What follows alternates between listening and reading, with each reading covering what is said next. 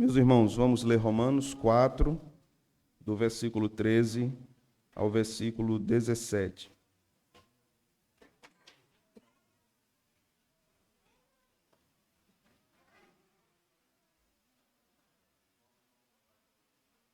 Romanos 4, do verso 13 ao 17.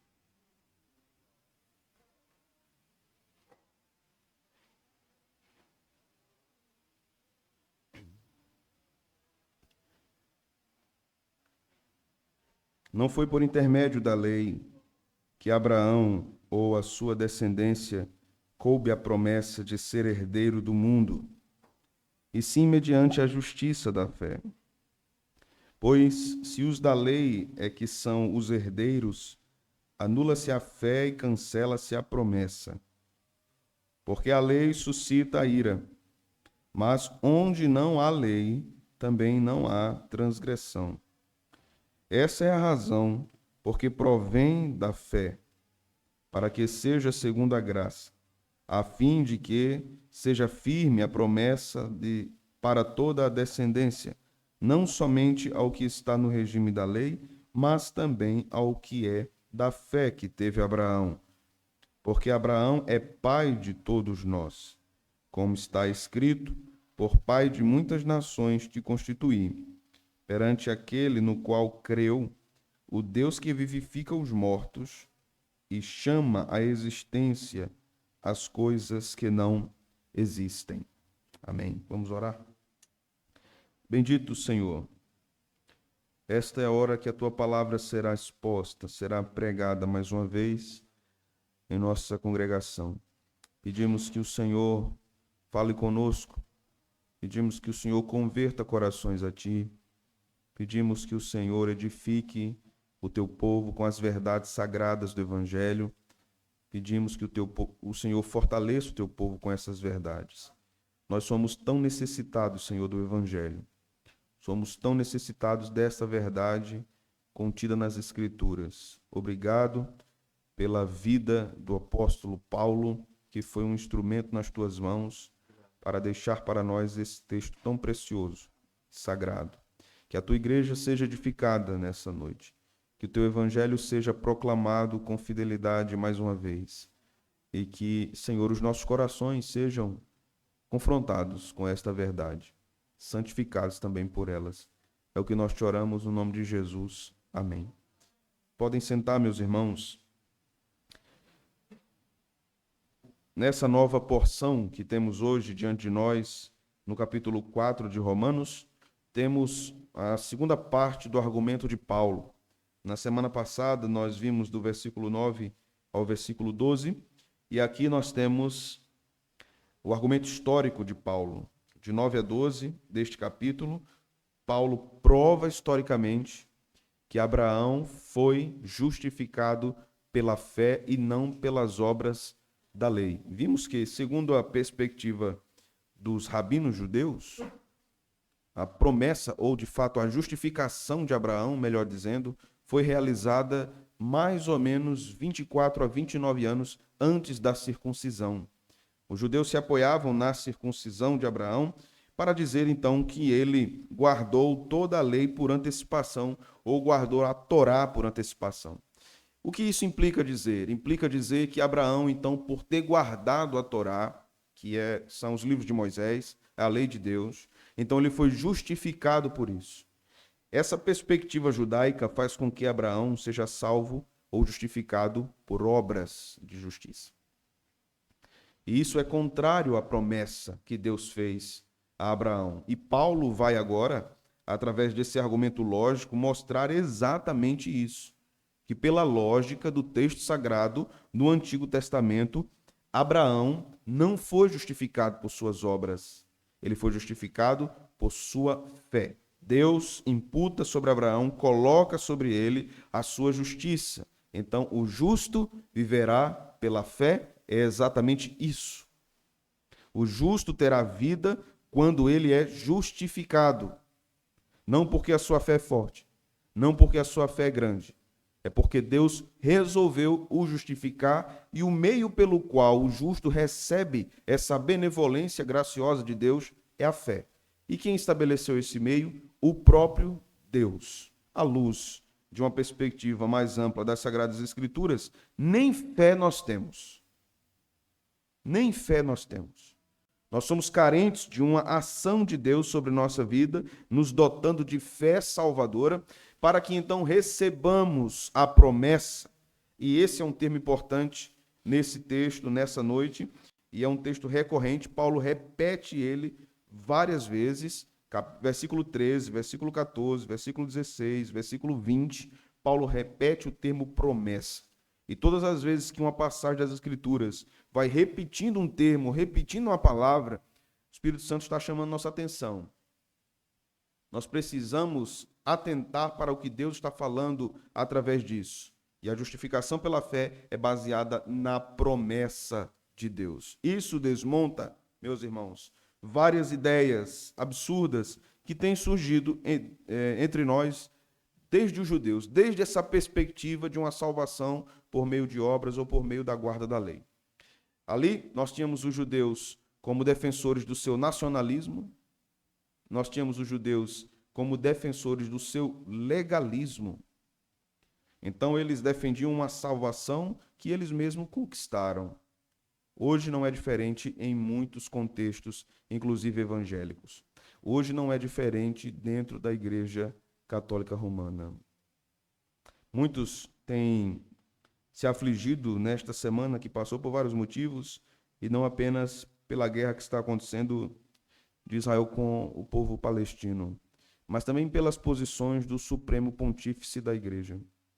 Ele tem defendido que a Igreja deve abraçar aqueles que desejam uma união homoafetiva. A tentativa do Papa é, de fato, mudar a moral cristã, mesmo ela estabelecida na Igreja Católica durante todos esses séculos. Sua perspectiva é uma perspectiva progressista. E ele é um teólogo progressista. Sempre foi ligado ao socialismo e ao comunismo argentino. Sempre foi assim. Então, quando ele sobe à cátedra papal, era certo que os seus esforços seriam nesse sentido.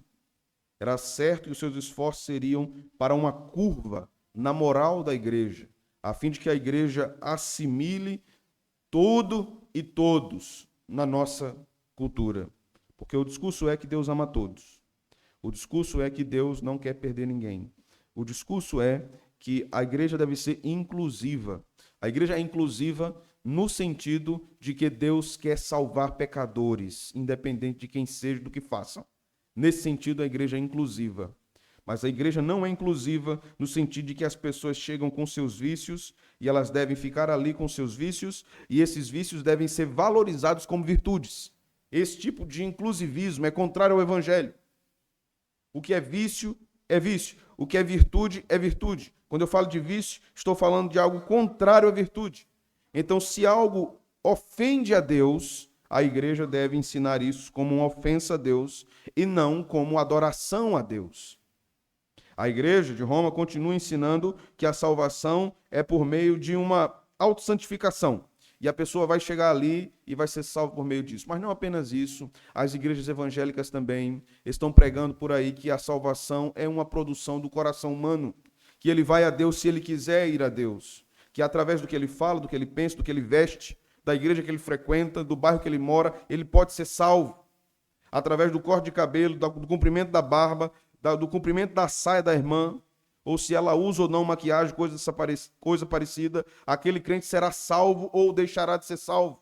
Porque os crentes estão sendo ensinados massivamente na nossa nação que eles não devem ser evangélicos, eles devem ser membros de uma igreja, uma denominação, e a sua denominação que irá salvá-los. Se eles não fizerem parte daquele contexto, eles não serão salvos, eles são pessoas que se tornarão dignas do inferno. É assim que a palavra ensina. É assim mesmo que a palavra de Deus nos orienta. Aqui nós precisamos também, diante da passagem que nós estamos observando nessa noite, pontuarmos algumas considerações, irmãos. Que o que nos faz cristãos não é o tipo de batismo que nós adotamos. Não é se um mergulha e se o outro banha. O que nos faz cristãos não é o horário de culto que nós nos reunimos. O que nos faz cristãos não é o tipo de governo que uma igreja tem. O que nos faz cristãos é a nossa fé no que Deus diz na sua palavra. E isso faz muita diferença. Há muitos cristãos evangélicos, reformados, calvinistas, que são sectários. Eles não querem uma igreja, eles querem uma seita.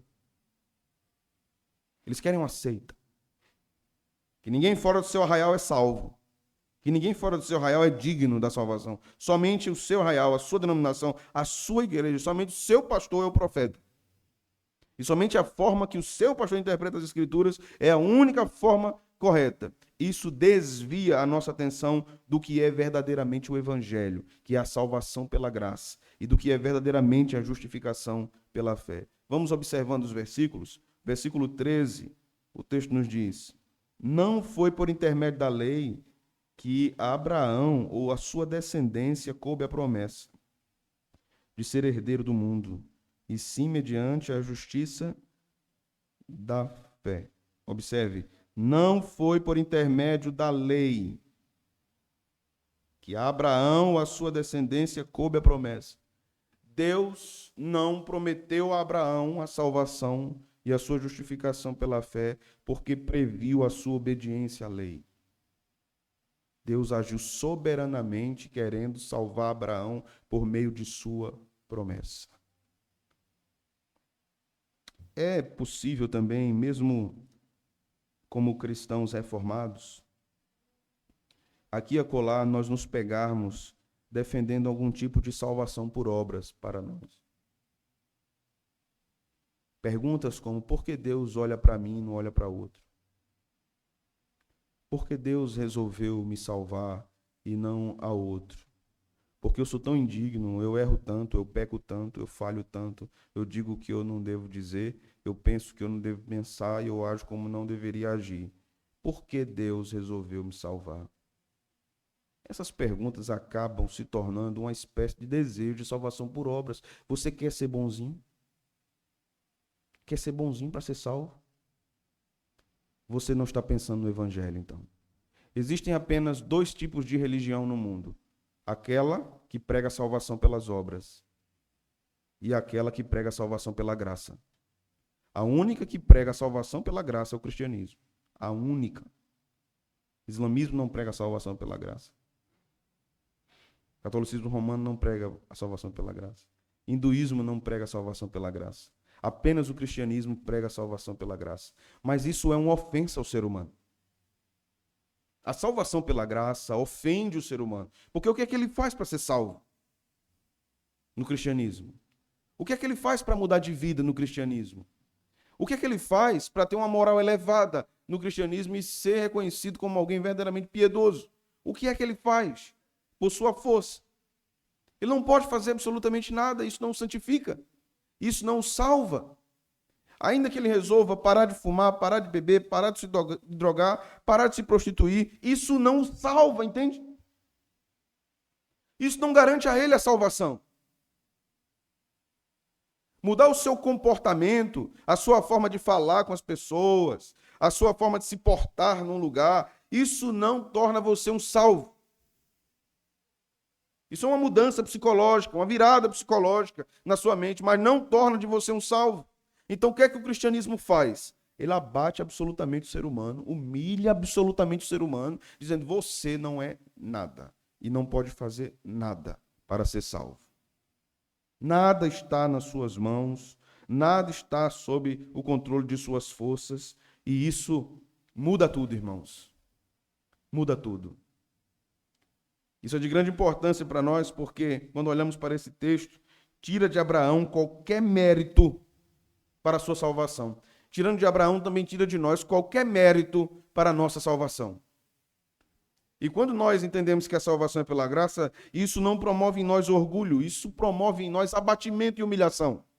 Ao mesmo tempo, gratidão e alegria.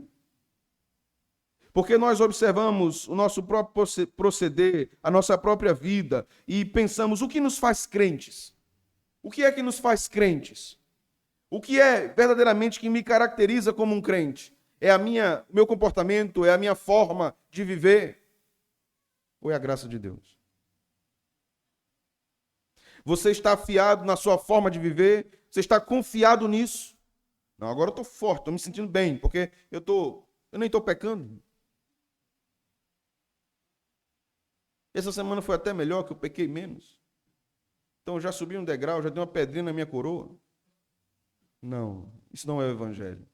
O Evangelho nos diz constantemente: você é indigno, você é indigna, você não chegará, você não pode, você não tem força. Mas, pela graça sois salvos, mediante a fé. Isso não vem de vós, é dom de Deus, não vem de obras, para que ninguém se glorie. A promessa de Deus sobre o seu reino, feita a Abraão aqui, veja o versículo de número 17. Porque está escrito: por pai de muitas nações te constituí. Esta promessa da expansão do reino de Deus quebra toda a perspectiva judaica de que o reino de Deus era o triunfo do judeu contra o gentio. O triunfo de uma raça sobre outra. Essa promessa de Deus a Abraão, que você será pai de muitas nações, inclui judeus e gentios no mesmo reino, reinando junto com o rei. E não gentios como subservientes dos judeus. Veja que Paulo está ensinando aqui que não há acepção de pessoas. É nesse sentido que essa frase aparece em Romanos. Não há acepção de pessoas. Essa frase não se refere à eleição. Essa frase se refere a que Deus não tem preferidos no sentido da raça. Seja judeu ou gentio, negro ou branco, alto ou baixo. Deus salva um povo de todas as raças, de todas as nações, de todos os povos. Porque essa é a salvação pela graça de Deus. Você deseja fortalecer, então, a sua fé por meio do seu esforço? Você tem lutado contra o pecado e tem sido derrotado constantemente, porque os seus esforços são fracos. Os seus esforços não permanecem de pé. E você começa a se perguntar como conseguirá vencer o pecado. Você está lutando com as suas próprias armas contra o pecado e tem constantemente está sendo derrotado pelo pecado. Você precisa confiar na graça de Deus. Você precisa abraçar-se com a graça de Deus. A vida santificada, a vida piedosa, não é uma vida que morre de medo da condenação do inferno e procura então se santificar porque não quer ir para lá. A vida santificada é a vida que deseja agradar ao seu Salvador. É uma vida que se abate por causa do pecado, porque desagradou ao seu Salvador. Porque trouxe tristeza ao coração do seu Senhor. Esta verdadeiramente é a vida santificada. O nosso problema é que a gente fica focando no pecado. Ou não é assim, meus irmãos? A gente não foca na graça, a gente foca no pecado. E a gente fica: eu preciso vencer o pecado, eu preciso vencer esse pecado, eu preciso vencer esse pecado. E a gente vai caindo de novo nesse pecado, em outro pecado, e nesse pecado. E esse pecado vai chamando o outro, e um abismo vai chamando o outro. E a gente não foca na graça. Você quer se fortalecer na fé? Deleite-se na graça de Deus. Deleitando-se na graça de Deus, você terá força para lutar contra o pecado. Mas enquanto a sua mente estiver focada no pecado, a fim de que você vença pelos seus próprios caminhos, seus próprios métodos, você não estará desfrutando do que a graça pode lhe dar. Quando o meu prazer estiver mais em estar com Deus, viver com Deus, ouvir a Deus, o meu prazer pelo pecado diminui, irmãos. Ele diminui. O meu foco no pecado diminui. Por isso, nós devemos receber essa palavra e sermos instados por ela e entendermos que a nossa luta maior aqui não é por questões identitárias. Nosso país está preso a isso, né? Por questões identitárias. O nosso país está afogado nas ideologias malignas. Por esses dias os irmãos receberam um texto pastoral meu falando contra o aborto. Eu sou contra o aborto. Porque as escrituras não defendem isso. E eu publiquei esse texto em minhas redes sociais. E eu recebi várias ameaças. De toda sorte. Uma das perguntas enraivecidas de um militante partidário foi o seguinte: o que é que sua igreja faz para ajudar mulheres que foram vítimas de estupro? Essa criatura não sabe que há muitos anos eu aconselho essas mulheres. E nem a igreja sabe que isso acontece. Porque isso não é um tipo de trabalho que se coloca sobre o telhado. Esse é um tipo de trabalho que é um dos trabalhos secretos de um pastor, que a igreja não sabe, não vê. A igreja só vê o trabalho público de um pastor. Ela não vê o trabalho secreto de um pastor. Uma outra indagação era como a igreja age com as pessoas que nasceram por vítimas de estupro, como se a igreja cristã não desse nenhuma atenção a essas pessoas. Eu tenho conversado com essas pessoas por mais de uma década também. Que a forma que elas foram concebidas foi uma forma pecaminosa, mas a sua vida é uma determinação divina. Foi Deus que deu vida. Nós vivemos num mundo fatiado, quebrado pelo pecado.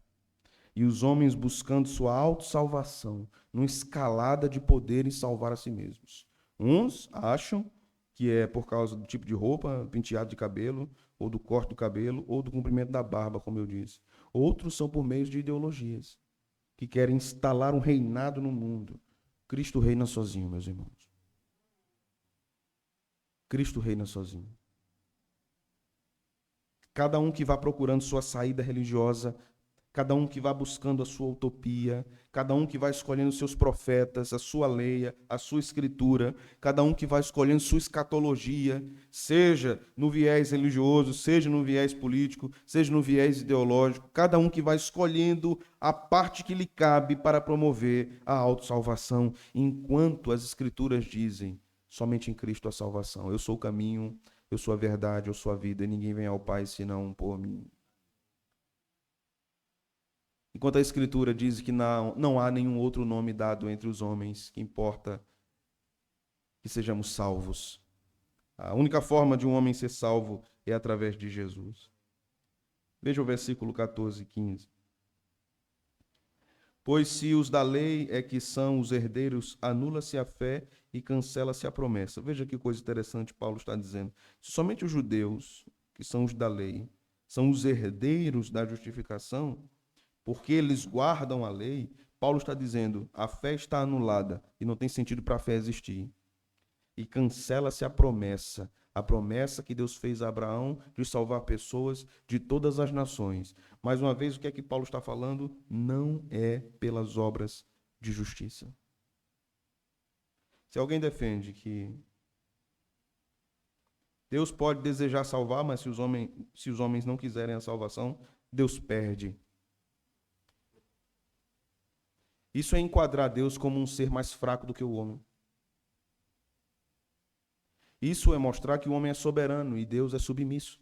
E Deus é sujeito ao homem. Isso é dizer que Deus não tem verdadeiramente o poder de salvar.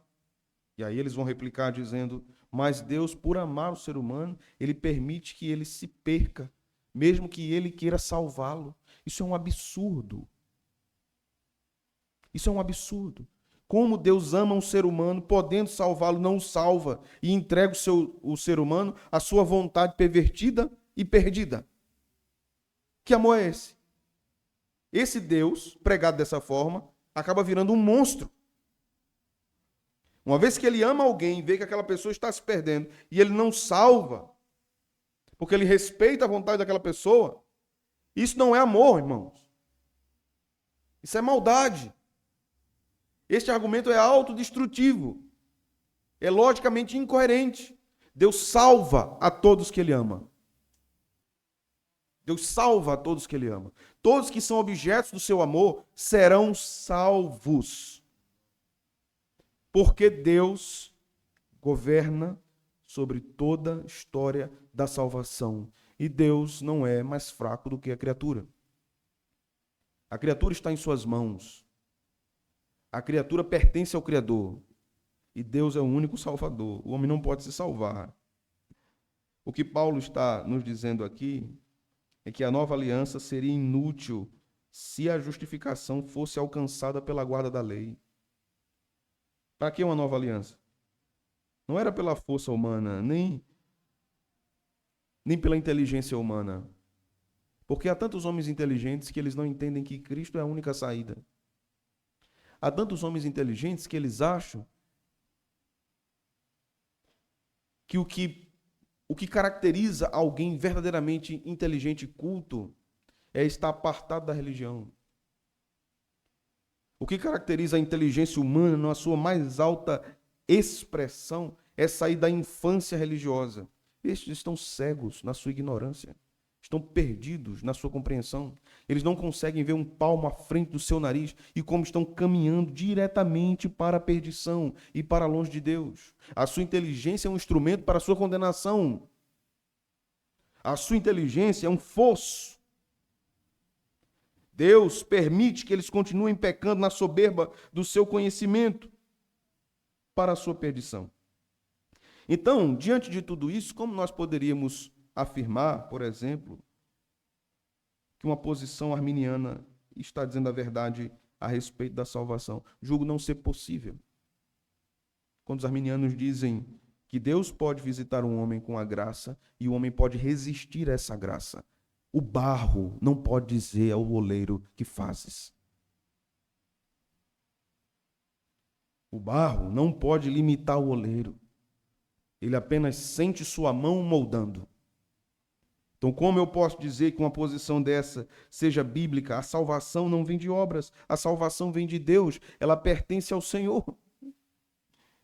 Então, como eu posso entender que um cristão que tem o seu entendimento aberto possa permanecer debaixo de um jugo de ensinamento tão terrível, que tira de Deus o seu poder para salvar os pecadores? Uma vez que um crente tem o seu entendimento aberto, ele deve correr para a verdade do Salvador e deve abraçá-la como aquilo que é mais importante para a sua vida. Você abraçou isso? Você abraçou essa verdade? Ninguém pode buscar a Deus se Deus não o trouxer a ele. E Paulo condena aqui essa perspectiva judaica, de ir a Deus através das suas obras. Então, meus irmãos, tenhamos cuidado para não nos tornarmos como judeus. Tenhamos cuidado para não promovermos as nossas conquistas espirituais achando que nós lutamos e nós vencemos. E nós conseguimos, e nós vibramos com as nossas lutas. A salvação é obra da promessa de Deus. Salvação é obra da promessa de Deus. Veja o versículo 16. Esta é a razão porque provém da fé, para que seja segundo a graça, a fim de que seja firme a promessa para toda a descendência, não somente ao que está no regime da lei, mas também ao que é da fé que teve Abraão, porque Abraão é o pai de todos nós, como está escrito: por pai de muitas nações te constituí. Perante aquele no qual creu, o Deus que vivifica os mortos e chama à existência as coisas que não são ou que não existem. Interessante como Paulo usa ou menciona essa frase final do versículo 17, trazendo à nossa memória o Gênesis. Paulo aplica a doutrina da salvação, o que está posto na doutrina da criação, que Deus traz à existência aquilo que não existe. Assim como Deus traz a fé ao coração do pecador quando ela não existe. Assim como Deus torna real a salvação de pecadores quando esta salvação não existe. Quando nós observamos o testemunho de um grande servo de Deus, chamado John Wesley. Wesley foi um grande pregador do Evangelho, que viveu entre 1703 e 1791. Ele, em seu diário, relata que veio a entender somente, depois de muito tempo, que apenas pela graça ele poderia mudar o seu comportamento devidamente. Ele achava que por realizar boas obras, ajudar os pobres, fazer jejuns, promover a abnegação do seu corpo, dos seus desejos, livrar-se de relacionamentos superficiais, estudar mais. Ele tinha um refúgio intelectual, então se eu estudar mais, eu vou ser, de fato, liberto das minhas tentações pecaminosas. Ele achava que visitar os pobres ou os enfermos ia livrá-lo das suas futilidades pecaminosas. Mais uma vez, pelo esforço. Será que você tem feito isso? Trabalhando, se afogando no trabalho, para se livrar de alguma coisa. Se refugiando em coisas ou em situações que não são a graça de Deus. Porque assim você acha que conseguirá vencer a si mesmo. Wesley entendeu que era somente pela graça. E a minha fala para nós nessa noite é a seguinte, irmãos: nos entreguemos à graça, porque senão nós estaremos lutando contra o ar, estaremos esmurrando o ar, e no final atingiremos a nós mesmos. Que o Senhor nos abençoe. Vamos orar.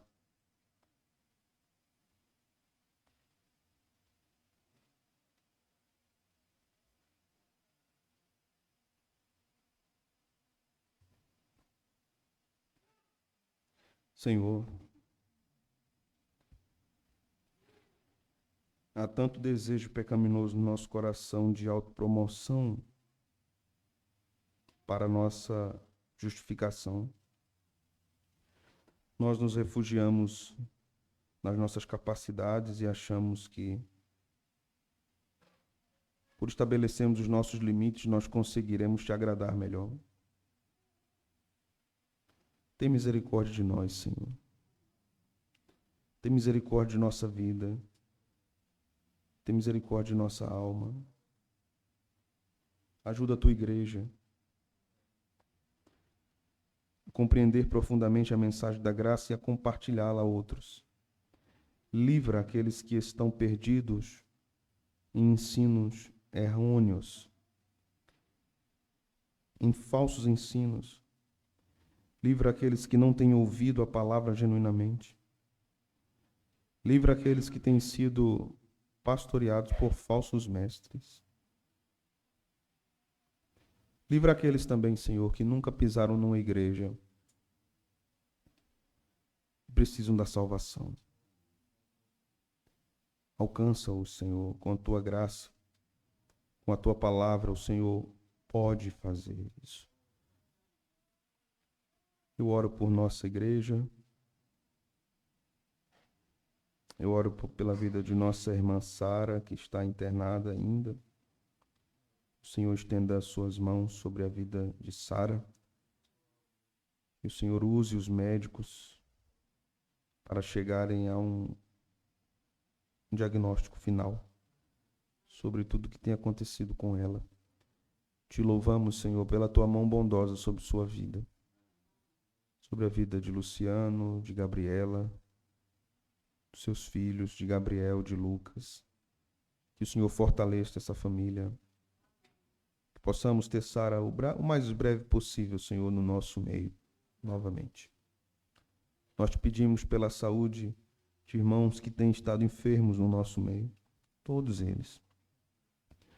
Seja misericordioso, Senhor, com teus servos, que eles gozem de saúde, que eles se recuperem, sejam verdadeiramente restaurados em sua saúde. Te peço, Senhor, por nossos jovens, nossos adolescentes. Esta semana que se inicia será do acampamento deles. Que eles possam ouvir a tua voz ali. Que eles possam receber a tua palavra ali. Que o mais importante para eles seja ouvir a tua voz, Senhor. Mas mesmo aqueles que possivelmente estejam, não com o intuito de ouvir verdadeiramente o que o Senhor tem a dizer, que eles sejam atraídos à tua mensagem. Que graciosamente o Senhor fale com eles. Eu te peço, Senhor, pela equipe que está organizando esse acampamento, que o Senhor abençoe meus irmãos, todo o seu esforço, todo o seu trabalho, todo o seu zelo, Senhor, em preparar um bom momento para aqueles jovens ali. O Senhor os recompense. Eu te peço, Senhor, pelos jovens que estão distantes da igreja. Te peço por estes que têm abraçado seus desejos, que têm abandonado a caminhada na fé, que têm escolhido a pior parte, de abandonar a casa do seu pai. Tenha misericórdia deles, Senhor, e que eles caiam em si, e reconheçam que estão pecando contra o céu, e retornem para os teus caminhos. Eu te agradeço pelas famílias que temos recebido em nossa igreja, que o Senhor os abençoe, o Senhor os fortaleça sempre, que o Senhor traga alegria ao seu coração de estar conosco. Abençoa, Senhor, a nossa nação. Abençoa, Senhor, a nação de Israel, que mais uma vez tem sido atacada nesta guerra. Tua palavra nos diz para orarmos pela paz de Jerusalém. Tem misericórdia daquelas mulheres e crianças que foram sequestradas. Tem misericórdia, Senhor, daquelas famílias que perderam entes queridos. Tem misericórdia, Senhor. O Senhor sabe de todas as coisas e oramos para que a violência se afaste daquele lugar. Teu povo é um povo pacífico, Senhor, e aprendemos na Tua palavra a orarmos pela paz em todos os lugares. Que o Senhor fortaleça aqueles que estão na angústia ali. É o que nós te oramos no nome santo de Jesus. Amém. Amém.